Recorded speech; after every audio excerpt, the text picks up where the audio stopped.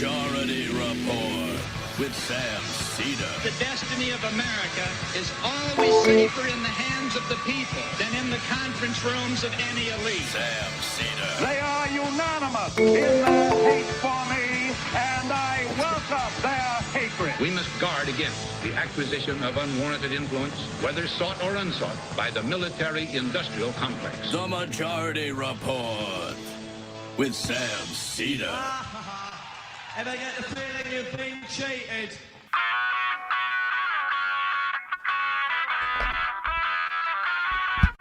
It is Tuesday, November 1st, 2022. My name is Sam Seder. This is the 5-time award-winning Majority Report. We are broadcasting live steps from the industrially ravaged Gowanus Canal in the heartland of America, downtown Brooklyn, USA. On the program today, the Supreme Court primed to abolish race-conscious college admissions and more. Also on the program today, John Roberts temporarily blocks Congress from seeing Donald Trump's tax returns. Arizona Libertarian candidate drops out, endorses Blake Masters. Not sure it's going to make a difference. And I should say, as a former potential Libertarian presidential nominee, I'm a little bit disappointed. Let's stick to our guns, folks. And weakness no will get pun us intended. Nowhere. I mean, meanwhile, key governor races seem to start to lean to the Republicans. AIPAC once again attacking Summer Lee. And Bolsonaro yet to come out of his cave and concede. DOJ blocks book publishing merger. Israeli election has the highest early turnout of this century. Good news, grain ships continue to leave Ukraine, sliding by a supposed Russian embargo. And Republicans doubled down on their attacks on Nancy Pelosi for the attack on her husband. All this and more on today's Majority Report. Welcome, ladies and gentlemen. Thanks for joining us. I've got a little bit of a sugar hangover. Emma Vigland, welcome today. I hope you'll bear with me. yeah, no problem. What were you eating? You have the sugar hangover. I have the sugar hangover because I just tried to stop Saul from eating too much candy, which did not go well. We both ended up sick. So there it is. But Halloween is back, ladies and gentlemen. Although I got to say, it did not seem as full on last night. I don't know if it was because of the impending rain or what. But I saw a bunch of kids out when I was. Oh yeah, no, it was crowded. It's just I remember from 4 years ago, it was like mayhem, and this seems less mayhemy. Feels like of the holidays at the end of the year, Halloween got hit the hardest by COVID. I would say. Yeah, I think that's true. Well, I was going to say we'll talk more about that, but we won't. Okay. I'm Anyway, Halloween sounds like a total nightmare for your inability to stop eating chocolate once you start. It's a real problem. I really don't have an ability to stop eating candy. And you remember those nut things from yeah, last year? of course I do. I remember every piece of candy I've ever eaten. That I hid under my desk. It's the only thing I can remember. I was not successful at because Sam found them. Yeah. Kept eating What them. happened to them? Oh, you ate them all. Probably. Okay. I think I actually took them home after the second or third time Sam found them. There we go. All right, let's get into this. We have seen the evolution of the response to the, failed attack on Nancy Pelosi, successful, I guess, on her husband, but the guy was there to attack Nancy Pelosi. We have seen the evolution of the way that, I don't know, Republicans, conservatives, there's really fundamentally, there's no difference between any of these people, whether they are lawmakers or whether they're, YouTube guys or whatever it is. It evolved from there's something really strange about this story, like not believing it, to creating a conspiracy QAnon alternate theory, which of course, let's be clear, this is the way that almost every story that does not immediately comport to what they want goes. Yeah. I mean, this was Antifa did Jan 6, the day that happened. Exactly. And I mean, that's a perfect example. They will then sort of like contort the facts to immediately, and not even the facts, it's just like pure speculation. Any like remote anomaly. And just immediately have it comport to their vision of what this was going down. Of course, it wasn't an attack on Nancy Pelosi, despite the fact that like literally we have the top fundraising congressperson in the country, Marjorie Taylor Greene, giving speeches saying that this is not exaggeration. Nancy Pelosi has committed treason.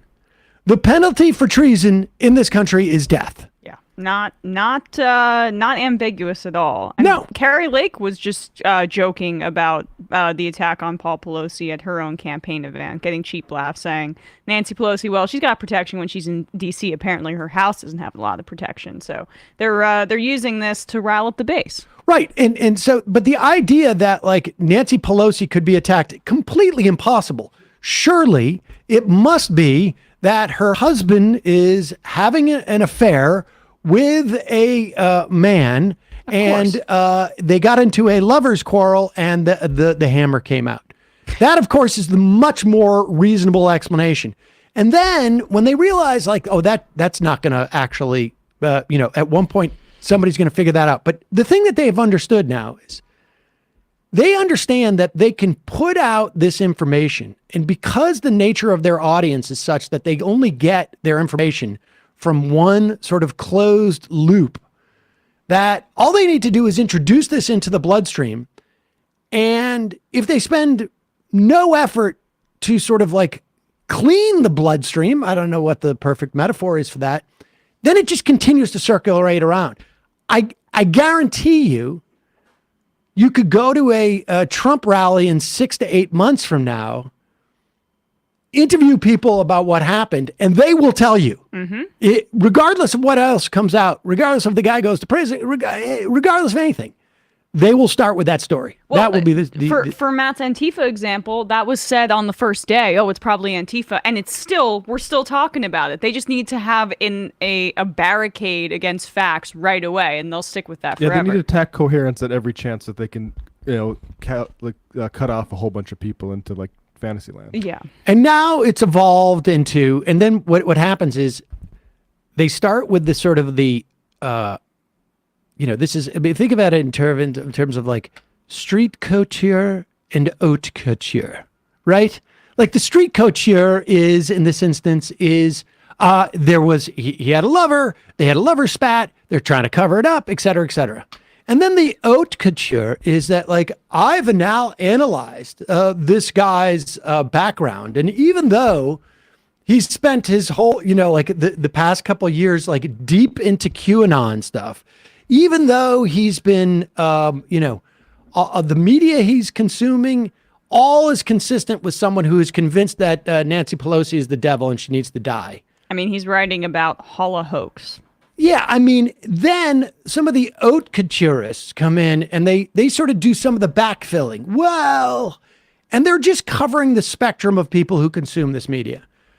And then you get the I don't know what the third level of couture is that like, you know what? We don't even need an explanation. This guy's a hero. And here's Charlie Kirk. I mean, I'm looking at Politico.com. I'm looking at the New York Times. I'm looking at all these places, and there's a little bit of mention here. For example, Politico says top Republicans reject any link between GOP rhetoric and Paul Pelosi assault. Of course you should reject any link. Why is the Republican Party, why is the conservative movement to blame for gay schizophrenic nudists that are hemp jewelry makers breaking into somebody's home, or maybe not breaking into somebody's home? Why are we to blame for that exactly? And why is he still in jail? Why has he not been bailed out? By the way, if some amazing patriot out there in San Francisco or the Bay Area wants to really be a midterm hero, someone should go and bail this guy out. I bet his bail's like 30 or 40,000 bucks. Bail him out and then go ask him some questions. I wonder what his bail is. They're going after him with attempted murder, political assassination, all this sort of stuff. I'm not qualifying it. I think it's awful. It's not right. Ish. But why is it that in Chicago, you're able to commit murder and be out the next day? Why is it that you're able to trespass, second-degree murder, Pause arson? it. I can answer that question. The reason why it's in Chicago that you can do attempted murder and get out on bail the next day is because you can't. Because you can't. To the extent that there's no cash bail, incidentally, in the reforms that have taken place in Illinois, it is nonviolent crimes. It is nonviolent crimes. Bail is bail. If there's no one there to pay $30,000, $40,000, Charlie Kirk, I've seen your filings. I know how much you get paid. And that's just the ones that you declare. If anybody has access to 30 or 40K to help a patriot out, it seems to me it would be Charlie Kirk. All right, but continue. Chicago, you're able to commit murder and be out the next day. Why is it that you're able to trespass, second-degree murder, arson, threat of public official, cashless bail? This happens all over San Francisco, but if you go after the Pelosi's, you're let out immediately. What? Yeah, he got a little confused. Yeah, there. it's He's hard. not being let out. He's struggling to fit his lawless San there, Francisco yeah. narrative into why is this guy being held and not released back into the streets. But there it is. I mean, he just summed up all of it, right? Like, I'm going to reference the completely fictitious speculation. I'm going to bring that into the sort of haute critique and the haute sort of like analysis of where this guy's true political feelings are. And then they're going to make it about, and it's quite, I almost think you are almost necessarily having emotional issues if you're attempting to assassinate anybody unless you are being paid to do it, frankly. And the real question is what's the likelihood of reaching someone who is in this type of emotional state and providing them a narrative where they become convinced that they're doing the right thing? Like, how many people do you have to announce Pizzagate to until it lands upon someone's ears who goes in and shoots up a pizza shop in Washington, D.C.? This guy also was spouting Pizzagate conspiracy theories, right? So these conspiracy theories, they create action in people who are mentally unwell. It's obvious. And also, let's also be clear here.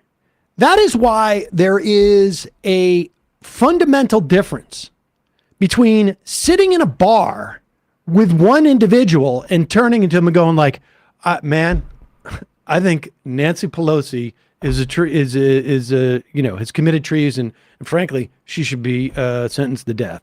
Why there's a difference between doing that and having a YouTube show with 100,000 or 1 million viewers, or being a presidential candidate, or being a president, or being the most prolific Republican fundraiser and announcing it at a rally. There's a fundamental difference between those things, because if the calculation is that it is people who have a specific emotional disturbance and then may act upon a narrative created for them, you have a responsibility to understand that if I broadcast this message to 10 million people, it is the likelihood of someone acting upon that is far greater than if I say it in my living room to people I'm having cocktails with. And they know what they're doing. They know it's impossible for them not to reach the ears of those people.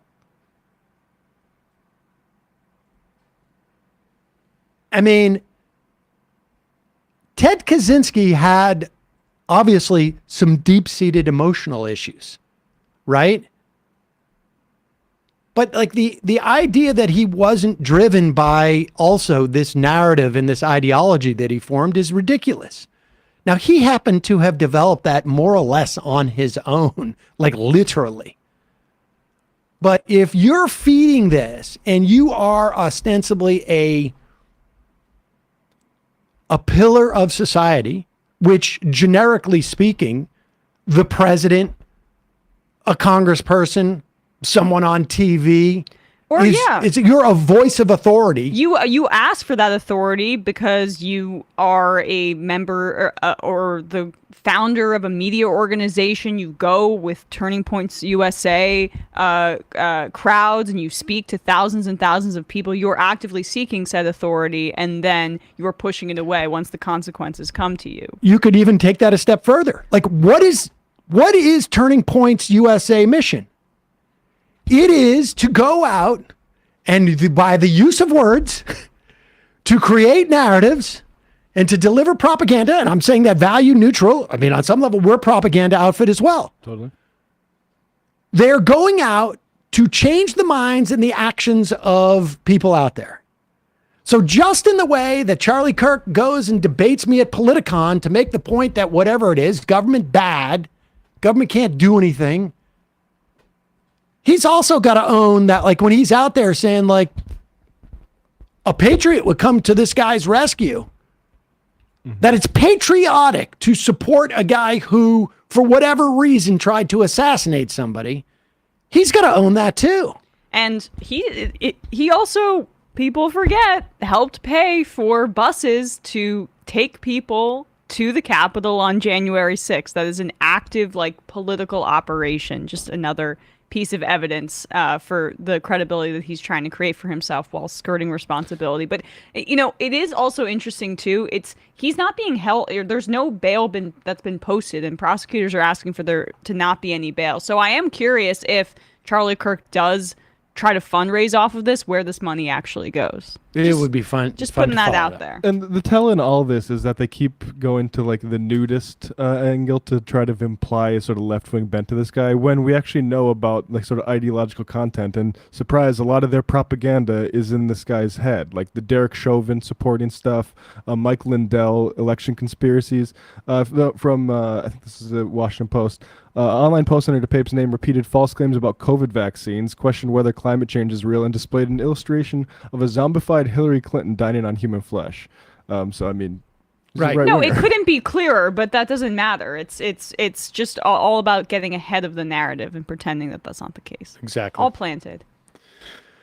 Got a couple of sponsors on today's program. This one I'm super excited about because I haven't gotten the product yet, but I've been eyeing this for quite a while. It's going to be obvious to people why. One of our sponsors today is Lomi. Am I pronouncing that right? Lomi by Pella.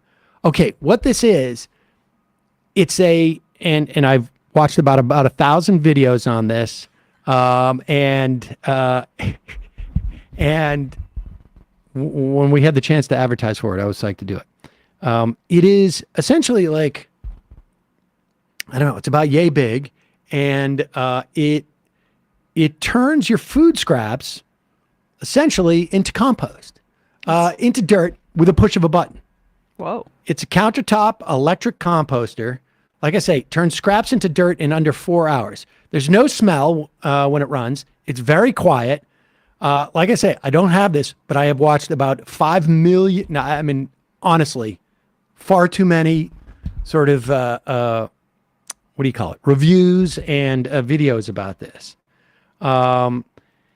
You're going to have way less garbage each week. It depends on where you live as to whether like that means no raccoons or that just means that like you're not going to you're not having this slop in there. And you're throwing out a lot less, which is good for the environment. It means it's not going into landfills. It means it's not creating methane. So from an environmental standpoint, it's really great. And then if you garden like I do, or if you plant stuff in the windowsills like I do, you grow it in this and your plants are going to go crazy. Just the idea, and you know, some of this is happening in New York City. You already have the opportunity to compost, but much easier to bring down dirt than it is food scraps. But also this stuff is like, they bag this stuff. They sell it at hardware stores and at nurseries and whatnot. It really is amazing. I mean, we're going to see a lot more of this. If you want to start making a positive environmental impact, you want to just clean up after dinner that much easier, Lomi is perfect for you. Head to lomi.com/majority. That's LOMI.com/majority. Use the promo code majority. Get $50 off your Lomi. I'm going to get one of these soon. I mean, really soon. Like it sounds incredible. It's I en route, want I to hope. compost, and this makes it super easy, especially if you're in an apartment, right? If it's able to fit on the countertop. It's $50 off when you head to LOMI.com/majority. Use the promo code majority at checkout. Food waste is gross. Lomi is your solution. The holidays just around the corner. Lomi will make the perfect gift for someone on your shopping list. No more of those like tins that you live there. All right. Also, one of our sponsors today, Aura. I've talked about this quite a bit. You know, I enjoy pursuing scam emails. I enjoy. I am sometimes a little bit iffy on it. I also am very worried about my, identity theft and et cetera, et cetera. Aura has been a huge solution on this. Aura helps you fight back against annoying websites that make your personal information public by automatically requesting of your removal of your info. This helps reduce robocalls, and frankly, also from a security standpoint, I like that fact. I may be a little bit more paranoid about such things because of what we do here, but very helpful. Also, Aura protects you from scammers and hackers because what it does is it basically crawls the, what do they call it? Scrapes the dark web, where this is where like folks who have done hacking, they'll sell your information, whether it's social security numbers, whether it's passwords and emails, whether it's other personal ID. Aura scrapes the dark web, looks for your family emails, passwords, social security numbers. This includes your kids too, if you want. And it alerts you fast if you find anything. In fact, when I put my emails in, it pops up on where my email and passwords have been compromised. Or it gives you near real-time alerts on suspicious credit inquiries.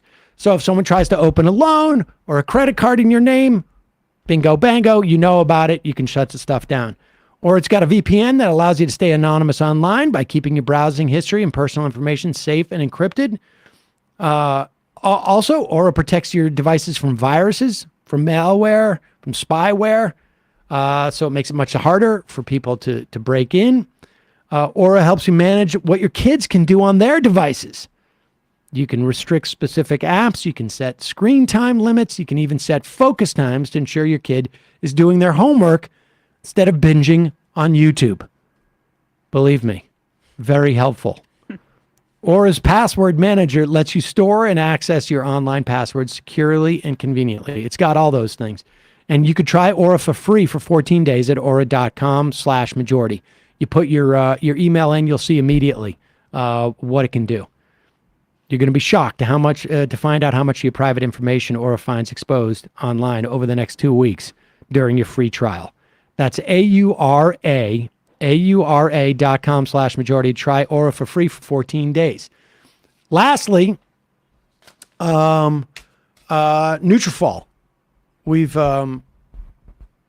They've sponsored this program in the past. And basically what it is, and you can look this up. Nutrafol is one of the only, and maybe to my mind, the only, but I'm not 100% sure about that. It is a holistic approach that promotes healthier hair and hair growth, as well as just broadly speaking, your whole body's wellness. This works for men and for women. And generally, you sort of have to choose between your health, broadly speaking, and the desire to grow some hair, because you're taking some type of oral or other type of drug. And in this instance, Nutrafol is basically just vitamins and minerals in a combination, no drugs, no compromises. It is the #1 dermatologist recommended hair growth supplement. It is clinically shown to improve your hair growth, thickness, and visible scalp coverage. Nutrafol's hair growth nutraceuticals goes beyond genetics, and it targets the various reasons why you'd have thinning hair: stress, hormones, nutrition, metabolism, aging, lifestyle. Sometimes you may have, some type of disease or something to that effect. Nutrafol addresses all of those things. It is a physician formulated. It is using natural medical grade ingredients. It is Nutrafol is drug free. It is patented, and it provides reliable and visible results without compromising your sexual health. In a clinical study, men showed progressive improvement in hair growth and thickness after 3 and 6 months. It's no wonder that Nutrafol is trusted and recommended by more than 3,000 top doctors. Don't sleep on this. You can grow thicker, healthier hair, and now is the time to start. And support our show by going to Nutrafol.com. You enter the promo code MAJORITY, you save $15 off your first month subscription. This is their best offer anywhere. It's available only to U.S. customers for a limited time. Plus free shipping on every order. Get $15 off at Nutrafol.com, spelled Nutrafol.com, promo code MAJORITY. All right, let's get into, and just a reminder, all of these links will be on our YouTube and podcast description, and broadly, it's your support that makes the show possible. So if you want the free show free of commercials, join themajorityreport.com. All right, let's get into, there was yesterday oral arguments in what very well may be the final case in this country for a long time about race-conscious college admissions. Just a brief history of affirmative action in this country. Really, in the modern era, because you could argue 14th Amendment, affirmative action. Reconstruction was very much about affirmative action. The introduction of public schools, the introduction of the 14th Amendment, a whole host of ideas that the radical Republicans wanted in the 1870s, let's say, late 1860s, was a function of recognizing that you can't simply free millions of slaves and just say, like, okay, figure it out, all good. Yeah. And the next wave came in the wake of the Civil Rights Act in 1965, where not only did the legacy of slavery remain, but this country had ongoing racial discrimination and whether it was in the context of housing, which is the number one developer of intergenerational wealth, whether it was in the context of, I don't know, Social Security and what professions are, what jobs are going to be considered, whether what jobs have labor protections, whether it was political power after, essentially the pogroms of during Reconstruction, the rolling back of the franchise for black people, such that you had to have a Voting Rights Act in 1965. I mean, all of these things, quotas in higher education, quotas in jobs. I mean, that were geared towards suppressing specifically black people, other minorities at the time. And so in the modern era, there was an awareness that we as a society need to encourage and to make sure, because we don't have the systems built, because over 200 and some odd years, 300 years, all of our systems to find people and make people give people opportunity were warped towards white people in this country. And the merit structures that we had were also developed with the idea that we're going to reward white people. If I'm great at hitting a baseball and I'm in charge of things, I'm going to make the highest value that's out there your ability to hit a baseball. Yeah, so the correct framing of around affirmative action, and we'll get into this and what they're contending, is not that affirmative action violates the Equal Protection Clause. It's that everything else violates. It's the fulfillment. The structure of our society is what is in conflict with the Equal Protection Clause. Exactly. And so the first case that basically capped people's attempts to sort of create some equity in society was the Bakke case. And that was in 1978 off the top of my head. And this one came in California, and it found that at the Supreme Court, it found that colleges, because these are all sort of like college questions, right? Universities. Colleges could consider race to build a diverse student body. And the idea was that we're not trying to help black people per se, or for that matter, Native people, Latino people, Asian people.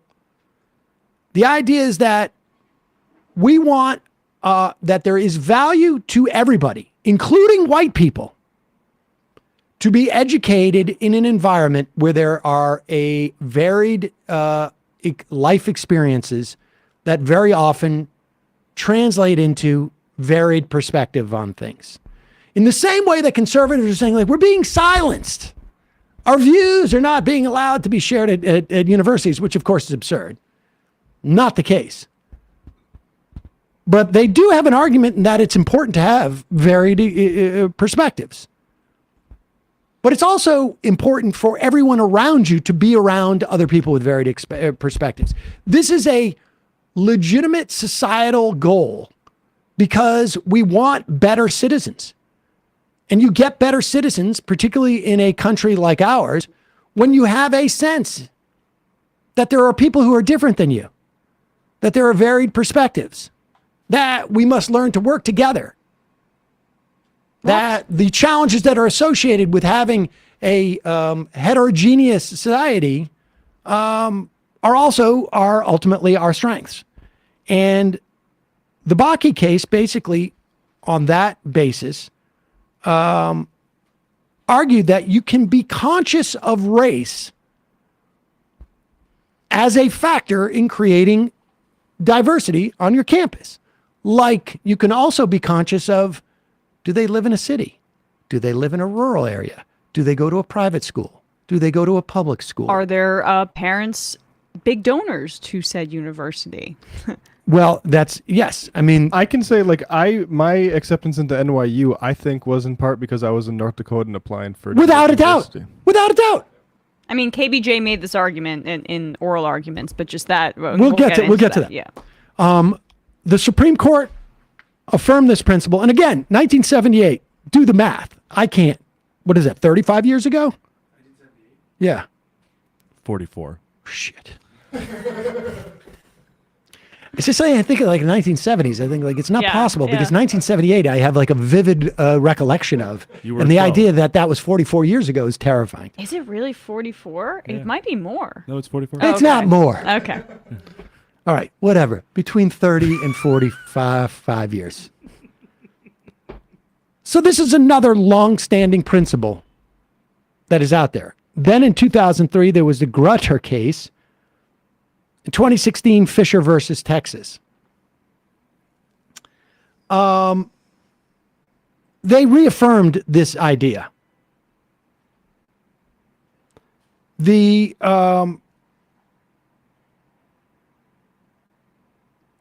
14th Amendment, which we mentioned, and you would think this is going to be important because one of the things that became clear yesterday in the oral arguments was that the originalists and the textualists and this and that, they weren't even making a constitutional argument. They were making what you would call a policy argument. Okay? Which, they supposedly completely eschew as a methodology of approaching legal decisions, right? Like, that's verboten. You don't consider the implications on society when you decide. It's strictly about the law. They can't do that because the law, in this instance, is the 14th Amendment. Mm-hmm. It's beyond statute. It's constitutional. And the 14th Amendment, you cannot believe the 14th Amendment was not written with the idea that that it was a complete coincidence that we had just freed the slaves. It was a conscious effort to make sure that we integrated slaves into society, and by doing so, and in doing so, we also make sure that they get all of the benefits of society, that they become first-class citizens, that we do not have an underclass in this country that is a function of race. That's important because it's not there are instances where you cannot be blind to race if your goal is to make sure that we do not have an underclass that is a function of race. Yeah, particularly when that underclass was formed as a function of politics. Yes, I mean, you simply can't apply the 14th Amendment in a colorblind way if you want to achieve what the 14th Amendment was written to achieve. So,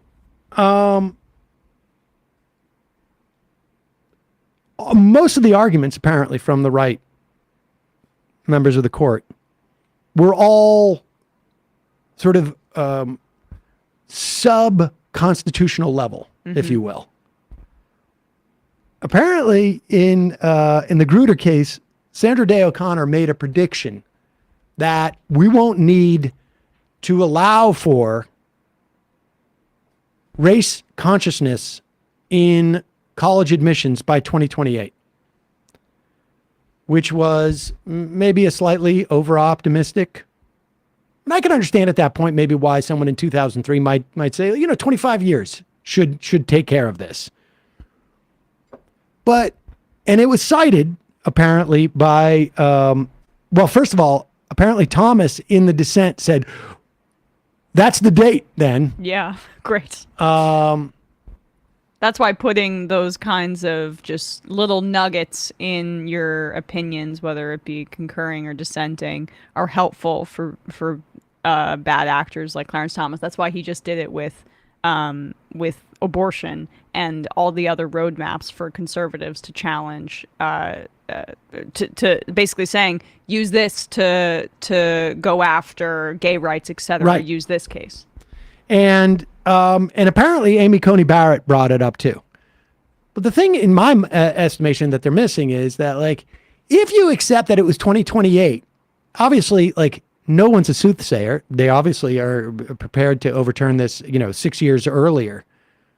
But if you accept the concept that sometime in the future, things are going to be fixed, then you're also acknowledging that in the present, they're broken.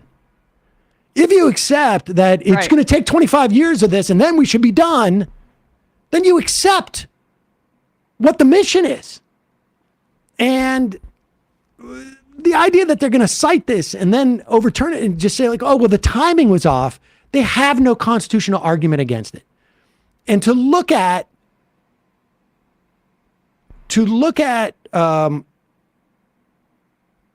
essentially where black people are in terms of, like, wealth disparity, income disparity, unemployment. If you were to look at life expectancy, if you were to look at maternal death rates, by almost any metric, you could see that, like, yeah, we still have a problem in this country. And not just with black people. I mean, you can see it in the context of Latino people. You can see it in the case of Native people. I mean, on and on. And you can see it within the context of, say, voting.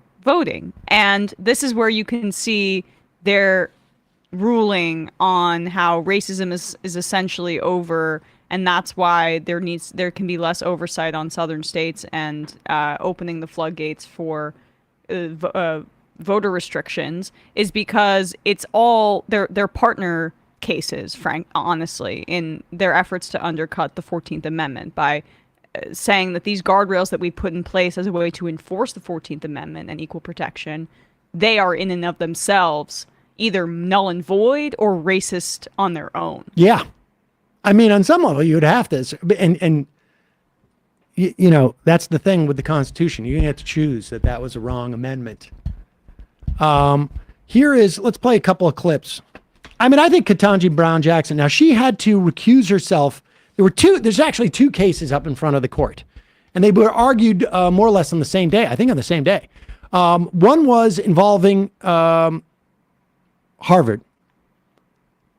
Harvard, in the trial court and in the appeals court, was found, the plaintiffs argue that Asian Americans are being discriminated against because Harvard is, as part of their overall perspective on admissions, considering race as one of, 20 factors in their creation of a diverse student body. And the argument is they're being discriminatory towards Asian Americans. On the trial court level, on the appellate level, they were found not to be discriminatory towards Asian Americans. She had to sit that case out because she heard it on the appeal appeal level. So she is talking about the North Carolina case specifically, and she brings up an example. Remember, you're in North Carolina now. That is specific to North Carolina, but it really does illustrate sort of how legacies can impact outcomes today. Legacies that are hundreds of years old can impact outcomes today. Pluses. And so what I'm worried about is that the rule that you're advocating, that in the context of a holistic review process, the university can take into account and value all of the other background and personal characteristics of other applicants, but they can't value race.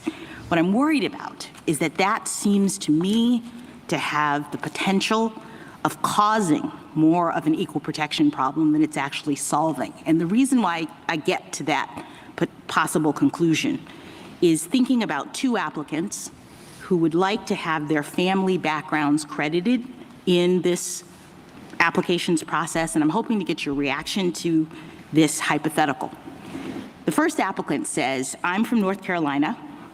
My family has been in this area for generations, since before the Civil War, and I would like you to know that I will be the 5th generation to graduate from the University of North Carolina. I now have that opportunity to do that, and given my family background, it's important to me that I get to attend this university. I want to honor my family's legacy by going to this school. The second applicant says, I'm from North Carolina.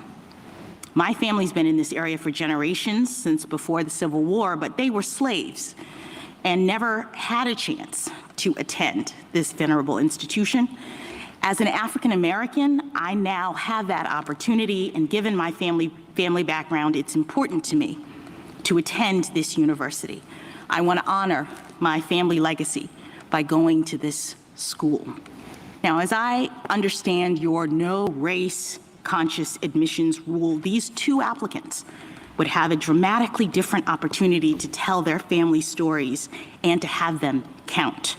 The first applicant would be able to have his family background considered and valued by the institution as a part of its consideration of whether or not to admit him, while the second one wouldn't be able to, because his story is in many ways bound up with his race and with the race of his ancestors. So I want to know, based on how your rule would likely play out in scenarios like that, why excluding consideration of race in a situation in which the person is not saying that his race is something that has impacted him in a negative way. He just wants to have it honored, just like the other person has their personal background family story honored. Why is telling him no not an equal protection violation? Well, I think because if it is the racial aspect of the application, then the equal protection requires that people of all races be treated equally. Now, certainly UNC shouldn't give a legacy benefit if they don't want to give a legacy benefit. There's no obligation they do that. And no, of course, but I'm sorry, but you said it was okay if they give him a legacy benefit. And what I'm saying is that in almost exactly the same set of circumstances, a student or an applicant who is African American and who would like to have the fact that he's been in North Carolina for generations through his family and that they've never had a chance to go to this school honored and considered, and it's bound up with his race. You say, I think, that he's not allowed to say that and that the university is not allowed to take that into account. And because it relates to race, precisely because it relates to race, I think you might have an equal protection problem in saying that he can't get credit for that when someone else can. Well, for purposes of the hypothetical, I am assuming that the only significant factor in that story happens to be the fact that of the race of the applicant and that their race was previously barred from attending UNC. Obviously, nothing stops UNC from honoring those who have overcome slavery or recognizing its past contribution to racial segregation. But the question is that a basis to make decisions about admission of students who were born in 2003? And I don't think that it necessarily is. I don't think that the Equal Protection Clause suggests that it is. There are many factors in an application like that might be appropriate to consider, including if they are first-generation college or including if they're socioeconomically depressed. But if the only difference is between a white student and a black student, I don't think the Equal Protection Clause permits the admissions decision to hinge on that. All right, and to be clear, he is trying. There's a bit of like a straw man here because it's not the only factor. There's no instance where colleges or universities are saying, this person's black, we're going to let them in. Yep. This person's white, we're not going to let them in. That doesn't happen. But what her hypothetical illustrates is that there are things that you cannot separate from people's race. And being a legacy, is that what they call it? Legacy? Like when you're legacy admission? A legacy admission. You just don't have that opportunity certainly in the same way. Yeah. If you're a black person in this country, because I mean, that in and of itself, I think really sort of destroys a lot of this argument. But that's what they want. They want the hollowed halls of University of North Carolina and Harvard to be institutions to continue power structures that have been in place in this country that are white. And I mean, just some context on who that guy is who is speaking there, Patrick Strawbridge. He's an attorney for a law firm that has represented Donald Trump. And both of the attorneys arguing this in front of the Supreme Court are former law clerks to Clarence Thomas and partners at that firm. Now, Ketanji Brown Jackson recused herself because she in the Harvard previously ruled in that Harvard case because of her connections to the case. This is the second time, at least in recent memory, on some of these more important cases heard by Clarence Thomas where he has refused to do so. I mean, are you suggesting that Clarence Thomas should not hear from two lawyers that he personally trained? Essentially? I am suggesting that might undermine the integrity of the court, and it's not as egregious as him refusing to recuse himself when it comes to cases involving his wife directly. But, I mean, they're kind of that's a consistent theme with him, obviously. But I think, this example that Ketanji Brown Jackson brings up is so worthwhile to think about in the context of just about any time when you think about race in this country. There are things that, frankly, as white people, we're just not aware of. It's just like an added plus that we have the ability, like, oh, my ancestors went to, like, my parents went to this college and their parents went to this college.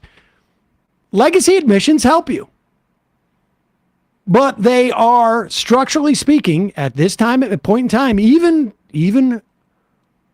I don't know, 50 years out from when black people were allowed to go into some of these colleges, it's still a structural obstacle to you getting into college.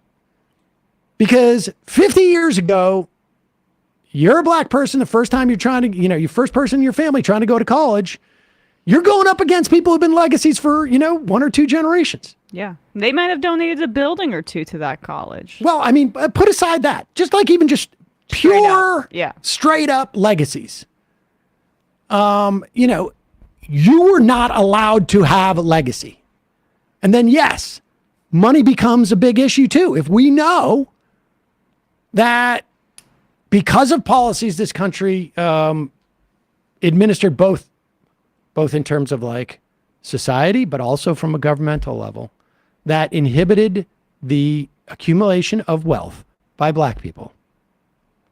We know that's a fact. Then the ability to sort of give a library or just even donate to a college or hire a college counselor or send the kids to getting, SAT score or, training or whatever it is, tutors, whatever it is that's going to help get into a college. There are all these structural things. And again, this is just one element in a bunch of different considerations that look in there. And I think in Harvard's case, like they don't take anybody who's not in a certain percentage of the class of their high school class. Discrimination. I mean, and also Harvard is a private entity, right? I mean, it is shocking that it seems like they're going to rule in a similar way for both of these cases where UNC is at least, a state university. Harvard is different. And maybe Roberts will try to split the difference on that or I don't know, because he's as always jockeying for the reasonable position. Oh, Roberts is, I think, vehemently against this. Oh, interesting. Okay. Oh yeah. I mean, you can go back and look at the way they eviscerated the Voting Rights Act. They're all convinced this is over. The race is done. Yeah. I mean, they're convinced of it. They're absolutely convinced of it, 100%. And the real question is not, will Roberts split the baby on this? And I don't know really at this point how you split the baby. Because it's pretty split. It's pretty split. Yeah. The real question is, do they start applying this to all sorts of governmental programs that are meant in some way to help redress the structural imbalances that exist in our society because of the institutional racism that we have had or continues? So Roberts, no, he's like, when it comes to race, Roberts is really, he's highly motivated, as you would say. Okay, well, there we go. Yeah, he's a go-getter in that respect. Let's play one more clip of this before we go into the fun half. The argument in the Bakke case, and then in Grutter, and then in Fisher, following that, was that diversity helps everyone. It helps the white students, it helps the black students, it helps the brown students, helps the male students, the female students, the rich students, the poor students, the city students, the rural students. Diversity helps. Now, I just listed, I don't know what, 5 or 10 different, factors. Gender diversity, racial diversity, ethnic diversity, national diversity, socioeconomic diversity, geographic diversity. I think we all know what that means. And if you do understand what I'm articulating, you are a little bit smarter than one of the Supreme Court justices. I give you Clarence Thomas, who has absolutely no idea what diversity means. I've heard the word diversity quite a few times, and I don't have a clue what it means. It seems to mean everything for everyone. And I'd like you first, you did give some examples in your opening remarks, but I'd like you to give us a specific definition of diversity in the context of the University of North Carolina. And I'd also like you to give us a clear idea of exactly what the educational benefits of diversity at the University of North Carolina would be. Yes, Your Honor. So first, we define diversity the way this court has in its court's precedents, which means a broadly diverse set of criteria that extends to all different backgrounds and perspectives and not solely limited to race. And there's a factual finding in this record, PEDAP 113, that there are many different diversity factors that are considered as a greater factor in our admissions process than race. I mean, imagine the level of feigned ignorance you must have to pretend you don't know what diversity means in this context. Yeah. And also, imagine the feigned ignorance you must have to not understand the educational benefits of it. I mean, just a perfect example. And this is arguably a little bit extreme, but, education is a nuanced thing, and it's hard to see, on the level of a university level exactly what it is. But there is an incredible disparity between toddlers who come from wealthy families and toddlers who come from poorer families in terms of their listening vocabulary when they enter into kindergarten. It's a big reason why there's universal pre-K. And the question is why? And it is quite settled as to why that is the case. It is because wealthy people expose their children, because of their money, to a wide variety of experiences and people. They go on trips. They live in the city, they go to the country. If they live in the country, they go to the city. They go to different places. They see different things. There are some kids, kids who are living in poverty, who live in the city. They don't know what a llama is. Well, they see a llama. They don't know, they can't pick out a goat. They can pick out a dog or a cat, maybe. They might have more familiarity with a rat if you live in New York City than you would what a sheep looks like. Well, you're a wealthy kid. You're going on a trip to the farm. You're a wealthy kid. Maybe you fly in an airplane. Maybe you go to a foreign country. Maybe you hear a foreign language. Maybe you see different cuisines. It is so self-evident as to why surrounding yourself with diverse viewpoints and perspectives and life experiences is more of an educational benefit than not. That it's almost absurd to even raise this. Like it is like you honestly have to be generating like the ignorance. Yeah, it's bullshit, right? Like the idea that it means everything to anybody. What the hell is it? I don't even know what that meant. And it's been defined by the court. Like this is pedantry, right? Like the communication only works when you can share terminology. And the reactionaries, you see this with Jordan Peterson too. Like, what does this word mean? We can't even know anything. That's just a refuge of a reactionary that doesn't actually want a conversation to go anywhere. Yep. Yeah, and I mean, this is also the role that he wants to play on the Supreme Court is to be the black voice on the court saying these kinds of things. He, not to psychoanalyze him as well, but he also probably tries to adhere to a anti-diverse, anti-racist ideology because then it completely validates him as one of the 9 most deserving of all of the judges that could ever ascend to the throne. That's how these people who treat themselves like priests view themselves as well. I would be terrified to take a half a step into the psychology that is going on in his mind. But nevertheless, the idea that he doesn't know what diversity is hard to believe, either colloquially or in the fact that it's been literally defined in all of the precedents on which this case is going to overturn. I need to watch this clip, but I found it on C-SPAN. Justice Thomas on the court and intellectual diversity. Oh. So maybe we'll see. What the hell does that mean? What does he mean? What does he mean by that? What he means is we need to gerrymander spaces so that conservatives have an equal say. Right, exactly.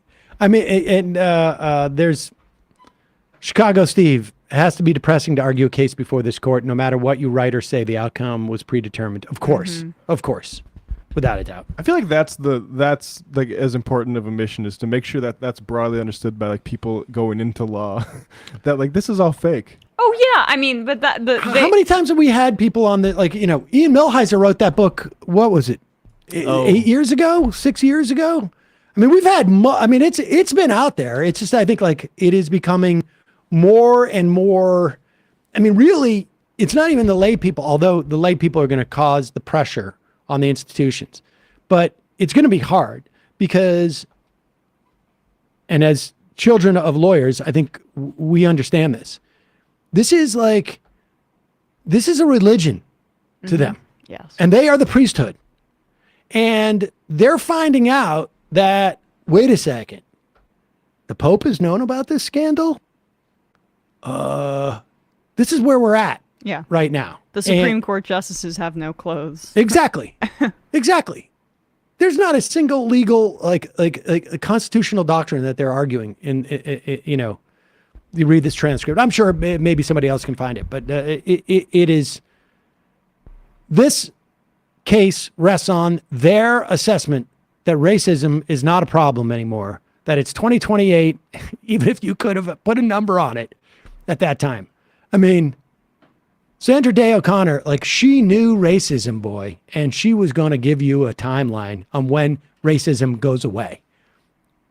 It would have been great if she was correct or even remotely correct. Yeah.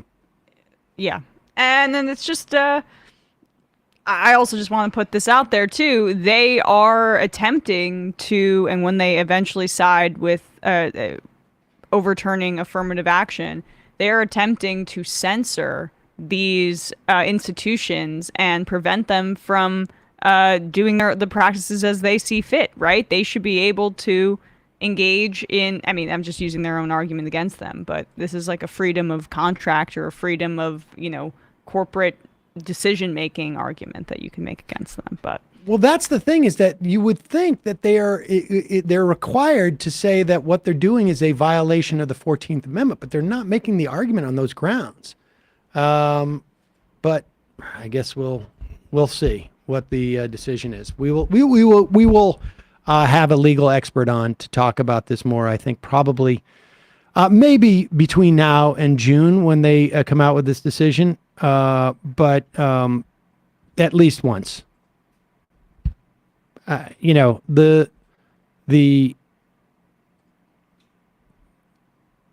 is increasingly, as much as I am interested in the sort of the legal arguments and the breakdowns of this, increasingly, it's harder to retain my interest in it, because it is so over. But I do think that there is value in laying it out and showing how much they are avoiding what these 5 or 6, 5 or 6, depending on the case, contend is their judicial approach, their philosophy in terms of the way that they resolve these cases. And because I think like showing, it's clear they have no clothes, but examining some of the birthmarks on their body and liver spots and their liver spots and their pubes on a Coke can, as it were. Yikes. All part of the project here. With that said, we did not move into the fun half early today. What? Best laid Plan plans, foiled. folks. Plan foiled. And we didn't even touch on the midterms. Maybe we'll do that. We'll touch on that briefly in the fun half. AIPAC going after Summer Lee again. Hopefully they're not as successful in the context of a general election. But you got to love these guys. We're going to tell you who the true Democrat is in this primary, and then we're going to run against them. And it's a perfectly fine strategy if you're a Republican, but they were trying to get the more moderate Democrat. Yes. Folks, just a reminder, it's your support that makes this show possible. There is no way that we could spend this amount of time talking about an affirmative action case and have an audience that would support it if it wasn't for you. That's just the bottom line. I mean, if we were a legal podcast, we could talk about it because that's what we would do. We would both be lawyers. We would be also, this would be our part-time gig, or, maybe lawyers would listen to us exclusively, but we're not. And it is the support of our audience that makes it possible for us to take these type of deep dives and ones that are a little bit less obvious. You can become a member at jointhemajorityreport.com. When you do, you not only get the free half free of commercials, you get the fun half. And you help the show survive and thrive. Also, justcoffee.coop. Fair trade coffee, tea, or chocolate. Use the coupon code majority, get 10% off. Great coffee, great company. You can get the Majority Report blend. Check it out. Emma, what's happening on ESVN? Yesterday we spoke about I'm just still in the glow of the Pats. Oh yeah, taking out the Jets 14 years in a row, right? 14 games. 14 I would not games. see. Yeah, I guess it's 7 years. But I'm not going to fact check that. But it is 7 years. It's amazing. Bill Belichick still has not gotten over him leaving the Jets job and likes to just take it to them every time. You know what occurred to me? Yeah. He's going to be here for at least one more season after this one. Yeah. Because he's going to go for Schuler's win record. Oh yes. I think that's what. Which it is. I'm encouraged by. Right. Although. Yeah, I have some critiques of how he's handled the quarterback situation up there, but we did talk about Kyrie Irving's anti-Semitic promotion and comments, which just keeps getting worse and worse on the show, and we also just recapped the last week in the NFL, talked about, is the 2021 quarterback class like a total bust fest? Is it too early to say? And more. Check us out, youtube.com/ESVN show. Matt, what's happening in the Matt Leckian media universe? Yeah, tonight on Left Reckoning at 8 Eastern Time on YouTube, we'll be talking Lula's victory, talking about how he and his wife unfollowed each other as basically the first order of business. And also we'll be talking with Dr. Kuba, Deep State Kuba of This Is Revolution, about lots of things, how one starts to work for the deep state, what a sort of actual civil service, diplomatic civil service should look like, and also be talking about Brazil. So check that out, patreon.com/leftreckoning to get the post game. Wait, Lula and his wife stopped following each other on Twitter? Sorry, did I say Lula? I meant Bolsonaro. Oh, the Yeah. same wife that went to the Pretty sad. polls in the Israel shirt? Yeah. So wait, Bolsonaro and his wife stopped following each other on Twitter? Yeah, right after he lost, yeah. Wow. I And mean, so- sometimes big cataclysmic events can take its fucking toll on a couple. I That's think amazing. Lula should do corruption and get an apartment like on the Bayside and well, maybe not. I mean, Bolsonaro's wife seems pretty nasty, so maybe we won't. do Right, that, but I it'd be mean, funny. he could do a Sam Seder date with his wife and just You should try debate to her date the whole time. Bolsonaro's ex-wife. You should. She's I mean, she's hot. I'll keep an eye out for. Yeah, and the right stuff, Sam. I mean, Michelle Bolsonaro. Hold on, I haven't checked the right stuff in days. All right, we're going to go to the fun half. When we get to the fun half, I will give you an update as to whether I have been admitted into the right stuff. And see if you can get an Israel shirt like her. Oh, I got a bunch of those. Okay, good. All right, we'll be right back for the fun half. 646-257-3920. You are in for it. All right, folks, 646-257-3920. See you in the fun half. Are you ready?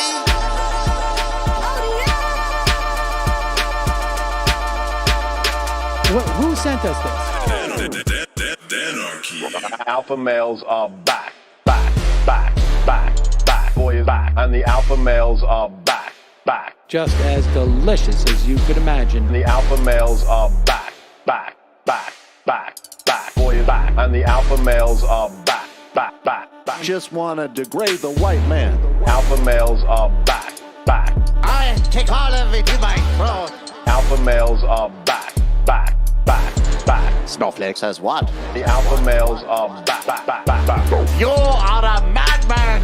And the alpha males are